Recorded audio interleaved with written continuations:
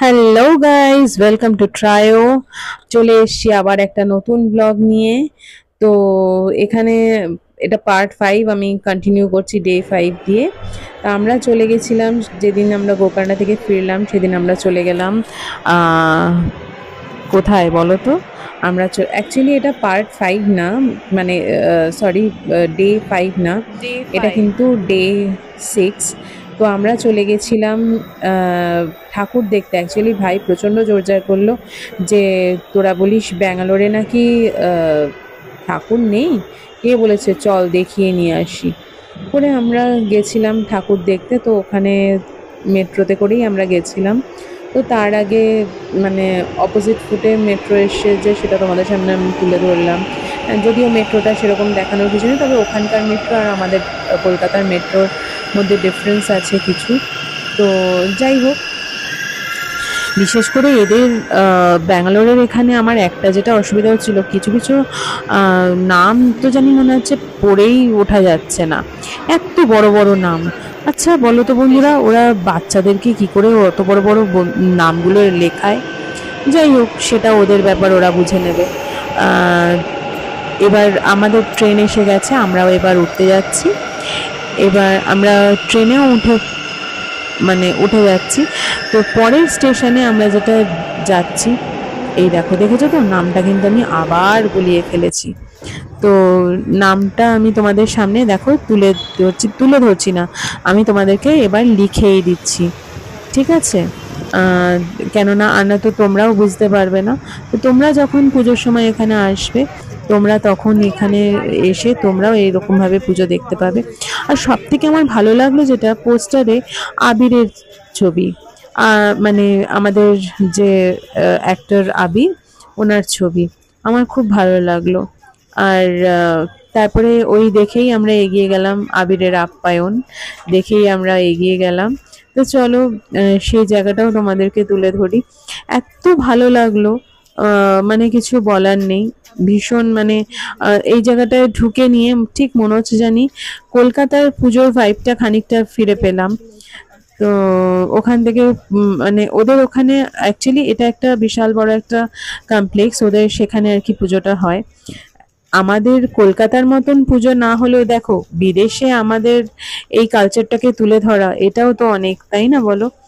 তো আমরা সেদিকেই আমরা এগিয়ে গেলাম। আমার তো ভীষণই ভালো লাগলো, কেননা এখানে ছোটখাটো একটা মেলাও বসেছে, সেই মেলাটাকেও উপভোগ করা যাবে। আর আমার আরো যেটা ভালো লাগলো, এই মেলাতে আমাদের কলকাতা থেকেই কিন্তু অনেকে গেছে, স্টল নিয়ে বসেছে। আমার ভীষণ ভালো লাগলো। আরো ভালো লাগলো যে আমাকে, মানে একজন আমাকে যেমন বলেই বসলো, আমার নাম জিজ্ঞেস করলো, সে আমার ব্লগও দেখে। তো সে আমাকে বলেই বসলো যে মানে তারও খুব ভালো লেগেছে।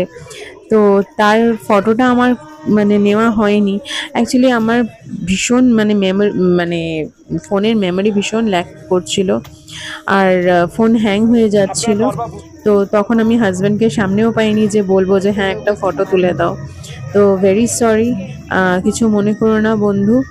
আর তারপরে আমরা মানে পুরো পুরো মেলাটা, পুরো মানে পুজোটাই তোমাদের সামনে, মানে পুজোর আর কি ভাইবটাই তোমাদের সামনে আমি তুলে ধরেছি। তোমাদের কোনো বছর যদি তোমরা পুজোর সময় আসো, তোমরা প্লিজ প্লিজ প্লিজ এই জায়গাটায় এসো এবং দেখবে তোমাদেরও ভীষণ ভালো লাগবে। আমার তো ভীষণই ভালো লেগেছে। আর প্রত্যেক বছর কিছু না কিছু নতুনত্ব, কিছু নতুন চমক এদের এখানে নাকি থাকে। তো তোমরা এসো, তোমরাও এখানে এনজয় করো, তোমাদেরও ভালো লাগবে। আর হ্যাঁ, কলকাতায় ছিলাম না দেখে যে মানে কলকাতার পুজো যে উপভোগ করতে পারবো না, সেটা কিন্তু হয়নি আমাদের এখানে, আমরা কিন্তু পুরোটাই উপভোগ করতে পেরেছি। তো তোমরাও এবার দেখো খানিকটা, কেননা সেই নাচ গান আবৃত্তি সমস্ত কিছু কিন্তু এখানে হয়েছে।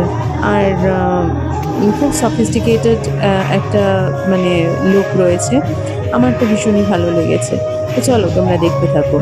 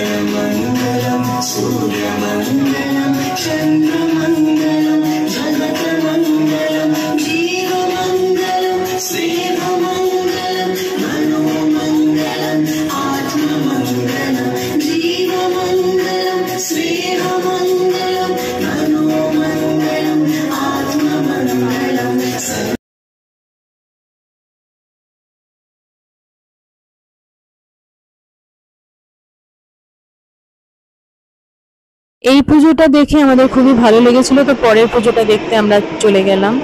এখানে অ্যাকচুয়ালি এক একটা পুজো মানে এক একটা স্টেশন বলতে পারো। তো পরের পুজোটা আমরা দেখতে গেলাম, এটা যেমন দোড্ডাকালা সান্তা, এখান থেকে আমরা ট্রেনে উঠেছিলাম।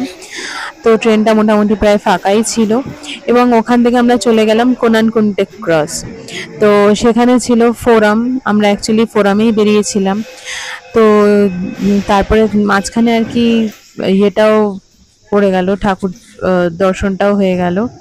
তো ওখান থেকে আমরা কোনানকুন্টে ক্রসে নেমে আমরা চলে গেছিলাম, দেখতেই পাচ্ছ আমি তুলে ধরেছি কোনানকুন্টে ক্রস। আর ওখান থেকে চলে গেলাম আমরা ইসরো লেআউটে। এই যে একদম ট্রেনে বসেই দেখা যায় ফোরামটা ওদের।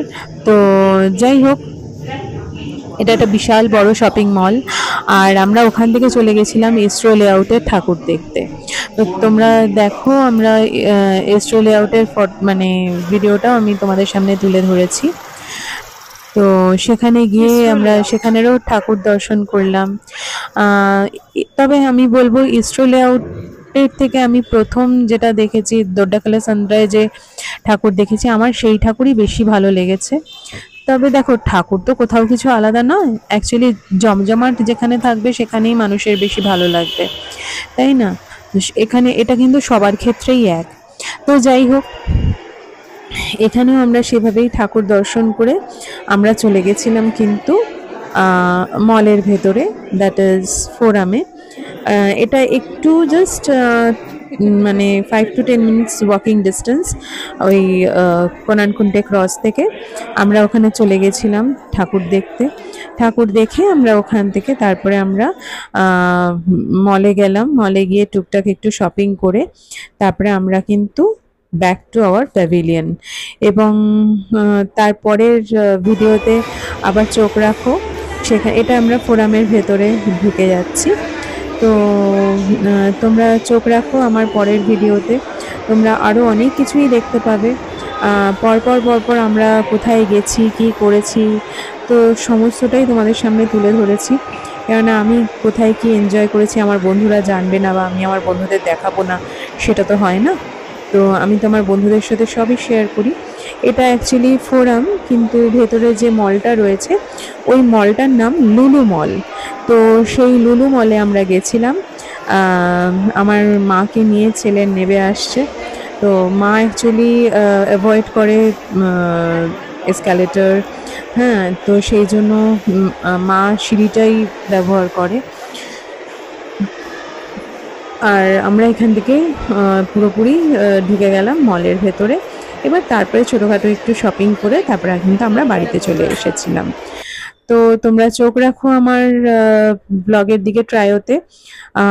ভালো থেকো। Till then take care, bye bye. পরের ব্লগ শিগগিরই আপলোড